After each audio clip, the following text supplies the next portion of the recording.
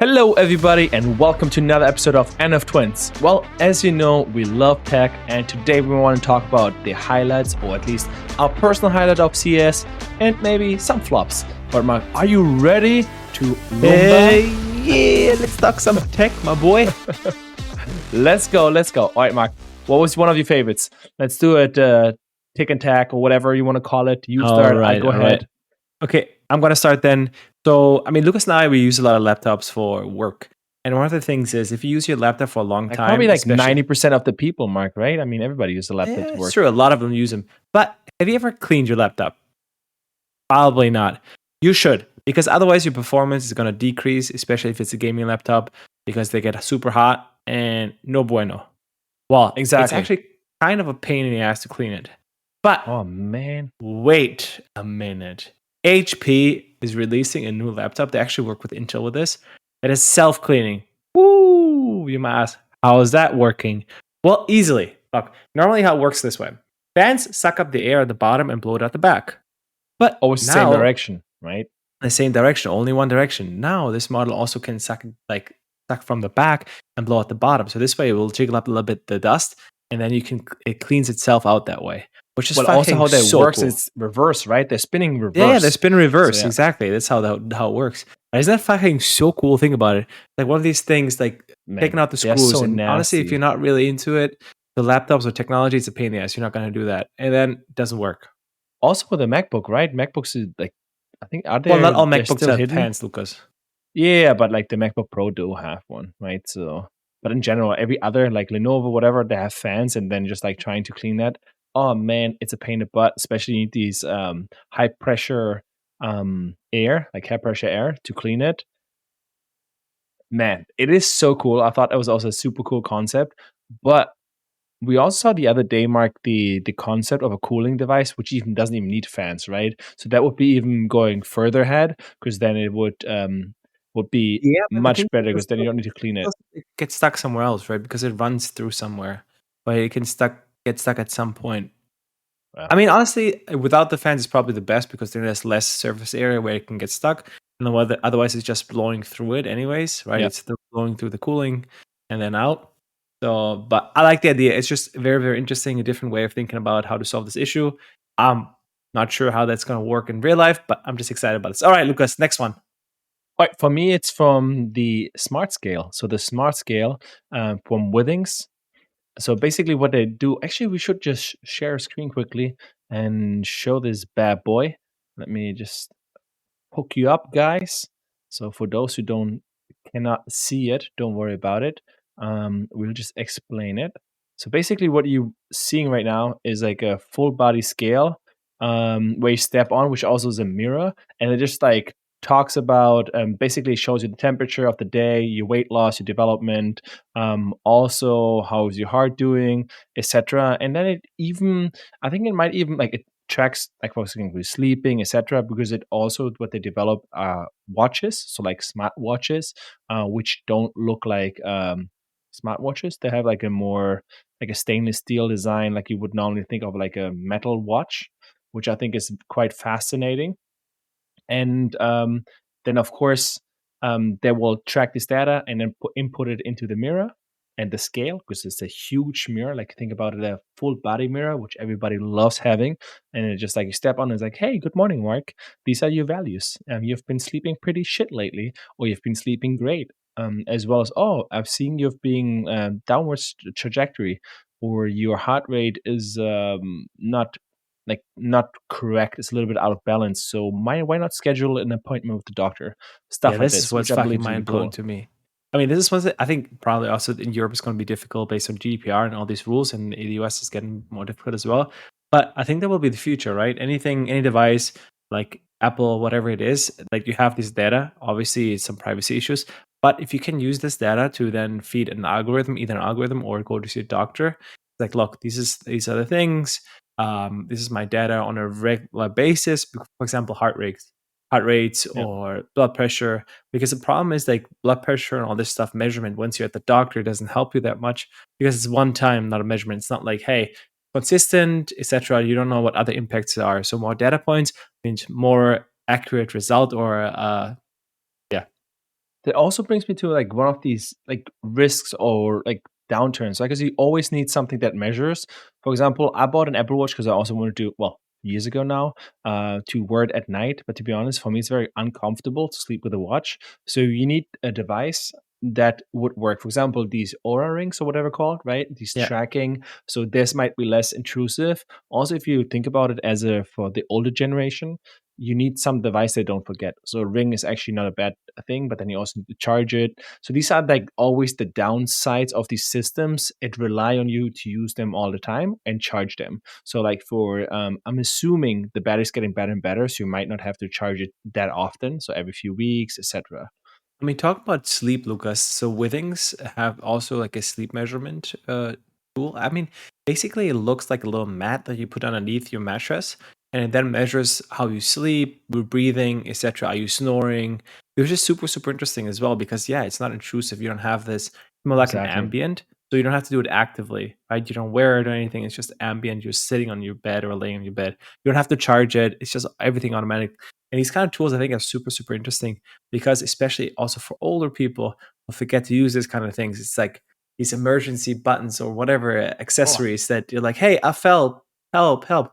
Yeah, but if the battery's dead, it's not gonna fucking help you, yeah. right? You want something that always works. That's what the ambient, right? What we saw the other day, the startup. I think Care at Home or something. I'm not sure what it's called again, but basically what it does, it's sensor or sensors that you put into, for example, under the in the bathroom, outside the bathroom, etc. In to the fridge, etc. So it, because like older people have same habits, so if it the algorithm needs like I don't know, a few weeks to know the habits of the person, and then for example, if the person would take more time into the bathroom, it will send an alarm because for example, it maybe normally takes 20 minutes and now he's like an hour in the bathroom. Oof, that might be weird because older people tend to have like a very like a routine life, and that might be that's a way to also make sure to track it, etc. So it's like more less intrusive, and also you cannot forget it because it's just there. You don't need to charge it, put it on, etc. But yeah, which I think is very fascinating. Which also brings me to my next one, which I think is one of the coolest ones. Is for me the Roomba. So Roomba is basically the robot, that cleaning robot, right? We've all seen it, and we've all seen or got message on our phone, be like, "Hey, I'm stuck. Save me! I'm at a cliff, whatever." And then in the end, it's like the Roombas robot because they're just like stuck. Maybe something got stuck in the cleaning thing, and then it can't. Oh, it sucks. never It can't works. get along. Never works. I Exactly. mean, they have really great Now, fail videos where they run over shit and then just like, oh "Wee." yeah, the smearing. Oh my god, that was for me just oof. All right, I wanna share this because this is like so cool. Basically, think about of an arm. So the Roomba gets a robot arm that just can expand. Look at that bad boy. One second here. Oh yeah, look, the arm comes out. Wait, here, arm comes out. Oh, because there's like let's say dirty socks or whatever on the floor, just picks it up and then just because also with AI, right? It can item recognition because that's why I was like, you don't want to have to pick up shit. And then just can even put it down into your basket of your dirty laundry basket, which is really, really nice. Basically helps cleaning up. I think that might be a big changer because like man, having because we all know if you look just while listening to this podcast, just look on your floor right now. Please look down and see how much stuff is laying there. Well, for me, I can Honestly, already see a few for me, it things. doesn't make a difference because I'm sure it doesn't have the strength to lift what is on the floor. That's true. I But think like it's for me, cool, but I don't know.